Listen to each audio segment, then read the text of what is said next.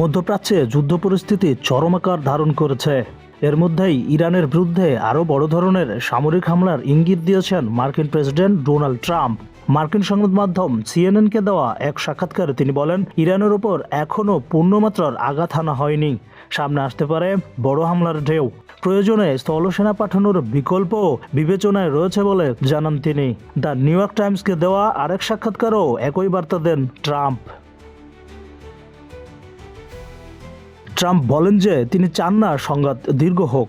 Trump বলেন, আমি সবসময় ভেবেছিলাম এটি 4 সপ্তাহ চলবে, তবে আমরা নির্ধারিত সময়ের চেয়ে কিছুটা এগিয়ে আছি।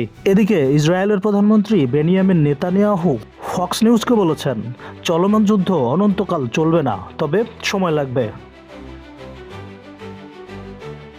যুক্তরাষ্ট্রভিত্তিক মানবাধিকার সংস্থা human rights activities news agency জানিয়েছে, গত 24 ঘন্টায় যৌথ হামলায় ইরানে অন্তত 96 জন নিহত হয়েছেন, যাদের বেশিরভাগই বেসামরিক নাগরিক। অন্যদিকে ইরানের Islamic revolutionary guard corps Hormuz প্রণালী বন্ধ ঘোষণা করে সতর্ক করেছে, কোনো জাহাজ চলাচলের চেষ্টা করলে তা আগুনে পুড়িয়ে দেওয়া হবে। ফলে বিশ্ব বাণিজ্যের গুরুত্বপূর্ণ এই সমুদ্র পথ ঘিরে নতুন করে উদ্বেগ তৈরি হয়েছে।